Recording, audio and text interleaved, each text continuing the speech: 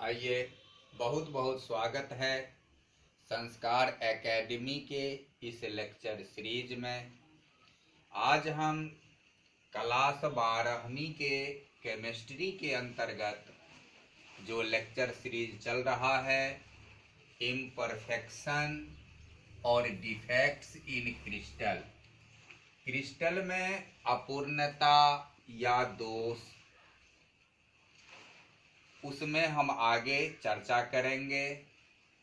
जैसा कि हम पहले के वीडियो में पढ़ चुके हैं कि क्रिस्टल में इम्परफेक्शन या डिफेक्ट्स जो है, क्रिस्टल में अपूर्णता या दोष जो है वह दो तरह के होते हैं, स्टीरियोकियोमेट्रिक डिफेक्ट्स और नॉन स्टीरियोकियोमेट्रिक डिफेक्ट्स। इसके अंतर्गत हम स्टीरियोकियोमेट्रिक डिफेक्ट्स के 4 प्रकार वाइडेबल, इंटरस्टिशियल, स्कॉटकी और फ्रैंकल ये देख चुके हैं। आज हम कवर करने जा रहे हैं नॉन स्टीरियोकियोमेट्रिक डिफेक्ट्स के बारे में। तो नॉन स्टीरियोकियोमेट्रिक डिफेक्ट्स क्रिस्टल में उत्पन्न ऐसा दोष है जिस दोष में दोष उत्पन्न होने के पहले और दोष उत्पन्न होने के बाद अवयवी जो कण या आयन है उसके बीच की जो रेशियो है वह रेशियो बिगड़ता है, रेशियो में अंतर आता है। जैसे कि मान लेते हैं कि यहाँ किसी NaCl का क्रिस्टल है और इसमें Na के भी 10 आयन है और Cl के भी 10 आयन है, तो इसका जो रेशियो है वह 10:10 इक्वल टू 1:1। अब यदि इसमें कहीं से एक Na आ जाए और इस एक Na आने से अब Na 11 हो जाता है और Cl 10 होता है, तो इसका रेशियो अब 11:10 है। तो हम देखते हैं कि before producing defects and after defects ratio of particles are unsame, so its defects is called non-stereochromatic defects। तो इस तरह के दोष को हम नॉन स्टीरियोकियोमेट्रिक दोष कहते हैं। तो नॉन स्टीरियोकियोमेट्रिक दोष दो तरह के होते हैं, मेटल एक्सेस डिफेक्ट्स और मेटल डिफिशियंसी डिफेक्ट्स। अब मेटल एक्सेस का अर्थ क्या हुआ? धातु आधिक्य, धातु आधिक्य दोष, धातु आधिक्य दोष। और मेटल डिफिशियंसी का अर्थ हुआ धातु न्यूनता दोष, धातु न्यूनता दोष। अब धातु आधिक्य का अर्थ हुआ धातु की अधिकता। अब यहाँ धातु की सेंस क्या है, धातु किसको कहते हैं? तो हम कोई भी धातु, जैसे मान लो हम कैल्शियम ले लिया, कैल्शियम की जो एटॉमिक नंबर है वह 20 है और इसकी यदि हम बात करें विन्यास की तो 2, 8, 8 और 2 होता है। तो यह धातु क्या करेगा कि अपने अष्टक की पूर्ति के लिए 2 इलेक्ट्रॉन का त्याग कर यह Ca2+ आयन का निर्माण करता है। तो 2+ आयन का निर्माण करता है, मतलब ये है कि यहाँ धन आवेशित जो धातु हैं या धनावेश जो है उसकी अधिक हो जाती है। प्रत्येक धातु में धन आवेश की अधिक होती है। तो इसका अर्थ ये है कि मेटल एक्सेस डिफेक्ट्स, इसका अर्थ है कि क्रिस्टल में धन आवेशित आयन में वृद्धि हो जाएगी। ऋण आवेश से धन आवेश आयन की संख्या बढ़ जाएगी, तो ऐसे दोष को हम मेटल एक्सेस डिफेक्ट्स कहते हैं। अब यह मेटल एक्सेस डिफेक्ट्स दो तरह से उत्पन्न हो सकते हैं। अब धातु की अधिकता, धातु को बढ़ाना है। अब जैसे मान लो हमें कोई प्रश्न करता है कि इतनी बड़ी एक रेखा है और कहता है कि तुम इस रेखा को बिना मिटाए बड़ी रेखा कर दो। इस रेखा को मिटाना नहीं है और इस रेखा को छोटी रेखा कर देना। इतनी बड़ी एक रेखा है, इस रेखा को बिना मिटाए इसे छोटा कर दो। तो बिना मिटाए या छोटा कैसे होगा? जब तक हम इसमें मिटाएंगे नहीं तो यह रेखा छोटा कैसे होगा? और हमारा प्रश्न है कि बिना मिटाए इसे छोटा कर दो। तो हम क्या करेंगे, इसकी एक युक्ति हो सकती है। अब इसके बगल में यदि हमने एक इससे लंबी रेखा खींच दिया तो कंपैरिजन की बात आ जाएगी और हम कहेंगे कि इस रेखा से यह रेखा छोटा है, यानी रेखा तो छोटा हो गया।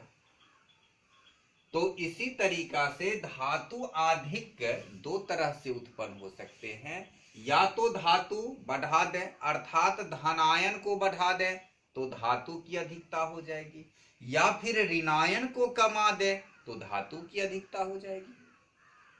तो ये दो तरह से हो सकता है कि धनायन को बढ़ाकर या ऋणायन को कमाकर। धातु आधिक्य उत्पन्न दो तरह से हो सकते हैं। पहला, धनायन को बढ़ाकर, धनायन को बढ़ाकर, या फिर दूसरा ऋणायन को कमाकर, ऋणायन को कम करके। तो इस तरीका से हम दो तरह से यह मेटल एक्सेस डिफेक्ट्स उत्पन्न देख सकते हैं। या तो धनायन वृद्धि हो जाएगी या फिर ऋणायन कम हो जाएगी। अब धनायन वृद्धि किस तरह होगी, जरा हम एक उदाहरण से सोचें। मान लो कि ये ZnO है, जिंक ऑक्साइड। अब जिंक ऑक्साइड को यदि हम गर्म करते हैं, सबसे पहले देखें जिंक ऑक्साइड बना कैसे है। तो जिंक ऑक्साइड में जिंक की जो वैलेंसी है, संयोजकता है, ये संयोजकता 2 है। जिंक 30 इसकी एटॉमिक नंबर होती है। तो एटॉमिक नंबर 30 का जो विन्यास करेंगे तो 2 8 18 2। तो इस तरीका से ये 2 है, मतलब ये है कि यहाँ Zn 2 प्लस है और O क्या है, 2 माइनस है। O 2 माइनस है, 2 माइनस है, और दोनों के संयोग से ये 2 इलेक्ट्रॉन त्याग किया है, ये 2 ग्रहण किया है। इस तरह जिंक ऑक्साइड बना। अब क्या होता है, यदि ZnO को हम गर्म करते हैं, ZnO को गर्म करते हैं तो Zn2 प्लस बाहर हो जाता है और Zn2 प्लस बाहर हो गया। तो इस तरह यदि हमने ZnO को गर्म किया तो ये Zn2 प्लस बाहर हो गया और इधर बच जाता है O2 माइनस। अब ये O2 माइनस क्या करता है कि जो 2 इलेक्ट्रॉन ग्रहण किया था, वह ग्रहण किए हुए 2 इलेक्ट्रॉन को त्याग देता है और यह O बन जाता है, यानी ये बन जाता है O प्लस 2E। यह 2 इलेक्ट्रॉन का त्याग कर दिया और O अपने फॉर्म में आ गया।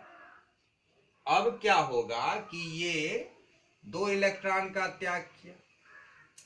अब यदि यहाँ ZnO का क्रिस्टल इस तरीका से है, Zn plus O minus Zn plus O minus, इस तरह से जो Zn का क्रिस्टल है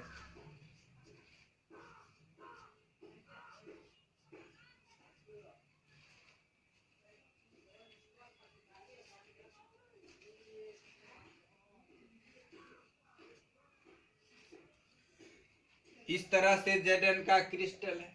अब यदि यह ZnO का भाप वाष्प अवस्था में इससे प्रवाहित होता है, तो इससे प्रवाहित होगा तो क्या होगा कि Zn2 प्लस जो है वह यहां आ जाएगा, और यहां आकर के मान लो कि वह इस अंतराकाशीय स्थान में कहीं ये Zn2 प्लस फंस गया। अब Zn2 प्लस फंस गया तो अब तो ये विद्युत का अनुदासीन हो गया, इसमें 2 प्लस आवेश आ गया। तो इसे संतुलित करने के लिए ये 2e इलेक्ट्रॉन जो है, यह 2e इलेक्ट्रॉन भी इसके अंतराकाशीय स्थान में आ जाएंगे, और यह 2 इलेक्ट्रॉन आकर यह ZnO विद्युत उदासीन बन जाएगा। और इस तरह क्या हुआ कि यहाँ धनायन Zn2 प्लस जो है, तो Zn2 प्लस जो अंतराकाशीय स्थान में आकर के फंस गया, तो इस तरीका से इसमें धनायन की वृद्धि हो गई। तो धनायन की वृद्धि हो गई, जिसके विद्युत उदासीनता को कायम करने के लिए कौन चला आया, तो यह इलेक्ट्रॉन चला आया, और 2e इलेक्ट्रॉन आकर के इसके विद्युत उदासीनता को तो कायम कर दिया।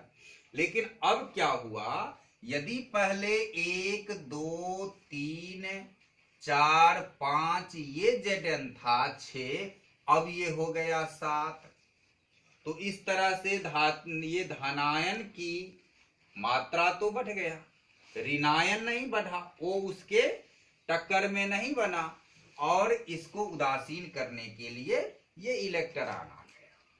तो इस तरह से धनायन की वृद्धि हो गई, और धनायन की वृद्धि हो गई, इसी को हम कहते हैं धातु आधिक्य दोष, क्योंकि यहां धातु की अधिकता हो गई।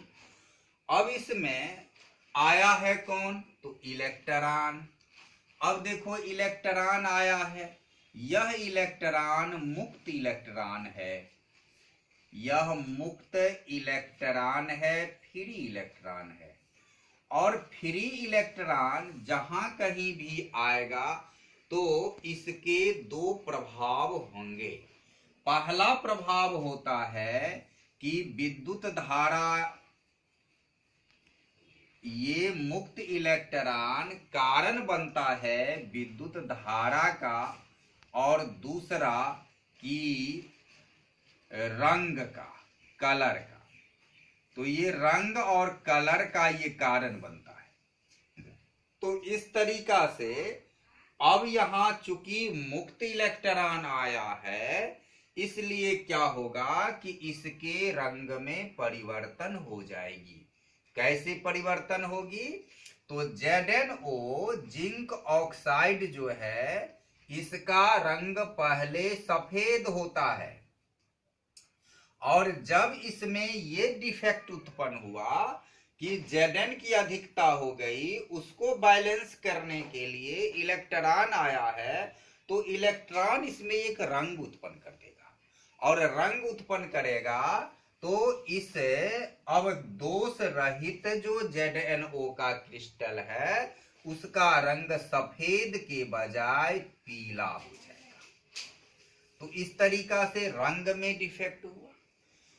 अब रंग में डिफेक्ट हुआ, और ये स्थान पर जो आया है, फंसा है, इसको हम F केंद्र कहते हैं। F इसलिए कि F रंग को हम ग्रीक भाषा में फारवेनस्टर कहते हैं, और फारवेनस्टर F से शुरू होता है, इसलिए इसे हम F अंतराकाशी कहते हैं या F केंद्र कहते हैं।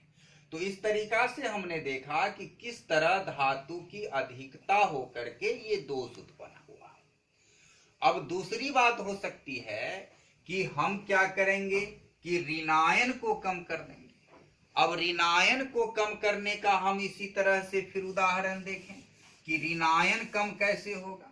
अब जैसे मान लो कि हमने यहाँ क्या किया कि यहाँ NaCl का क्रिस्टल ले लिया, NaCl इस तरह ये अपने आदर्श व्यवस्था में है।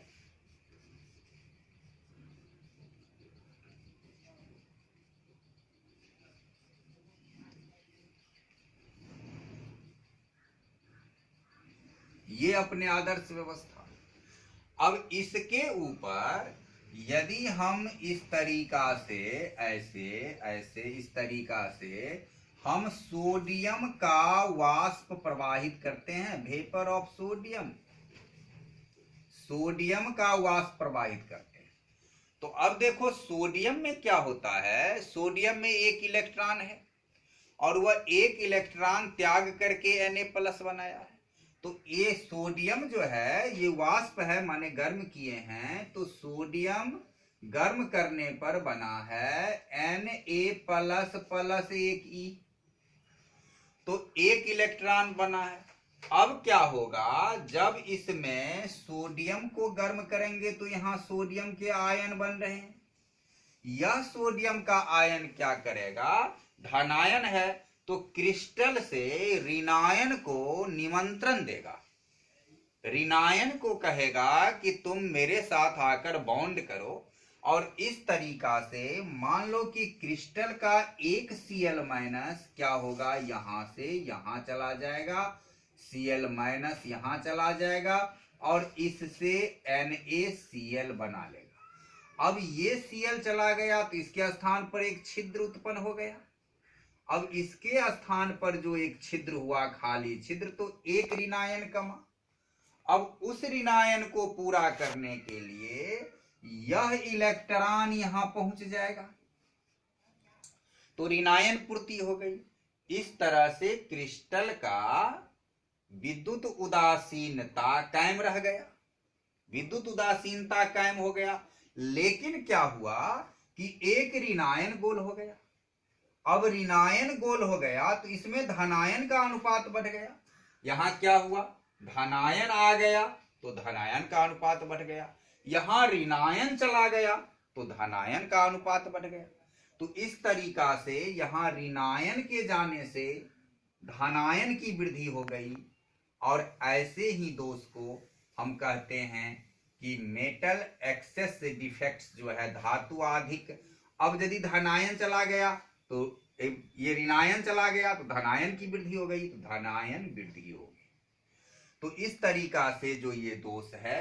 अब यहां हम एक बात और देखें, इसकी अभिक्रिया हम करेंगे, इसका यदि हम समीकरण बनाते हैं तो चूंकि Zn2+ है, तो Zn2+ है तो O को जो 2- देने की बात होगी तो वहां Zn को 2 आना होगा, अर्थात इसका जो अभिक्रिया होगा वह Zn2Zn होगा, 2Zn और तब प्लस 4 इलेक्ट्रॉन, एक Zn से 2 इलेक्ट्रॉन निकलता है, तो 2Zn जो है 2Zn प्लस डबल प्लस है 4 इलेक्ट्रॉन और तब बनेगा ZnO यानी 2ZnO। या इसको यदि हम ऐसे लिखें तो Zn प्लस 2 इलेक्ट्रॉन यदि करेंगे तब ये Zn एक ZnO बनेगा। अब इसके लिए हमें हाफ ZnO बनेगा, तो ये उसकी अभिक्रिया हुई। तो यही हमने देखा कि धातु को बढ़ाने से या ऋणायन को कम करने से दोष उत्पन्न होगा धातु आधिक्य का। इसी तरीके से अब देखो ठीक उल्टा है, यहां क्या होगा, यहां क्या हुआ कि ऋणायन कम हो गई, तो ऋणायन कम हो गई तो क्या हुआ, धातु न्यूनता आ गई। तो इसी तरीका ठीक उल्टा, यदि हम धनायन को कम कर दें, धनायन को कम कर दें तो धातु न्यूनता आ जाएगी, या ऋणायन को बढ़ा दें ऋणायन को बढ़ा दें तो धातु न्यूनता आ जाएगी। तो इस तरीके से हमने ये नॉन स्टोइकियोमेट्रिक डिफेक्ट्स के बारे में चर्चा किया। अब हम क्रिस्टल के अंतर्गत जो उपस्थित दोष होते हैं वह पूर्ण कवर कर लिया है। आगे की वीडियो में हम मिलर निर्देशांक को पढ़ेंगे और धातु का विद्युतीय गुण पढ़ेंगे, इलेक्ट्रिक प्रॉपर्टीज ऑफ मेटल। तब तक के लिए यदि ये वीडियो समझ में आया हो, अच्छा लगा हो तो लाइक जरूर कर देना। पहली बार चैनल पर आए हो तो सब्सक्राइब जरूर कर देना और अपने दोस्तों के बीच ज़्यादा से ज़्यादा शेयर कर देना। तब तक के लिए बहुत बहुत धन्यवाद वीडियो देखने।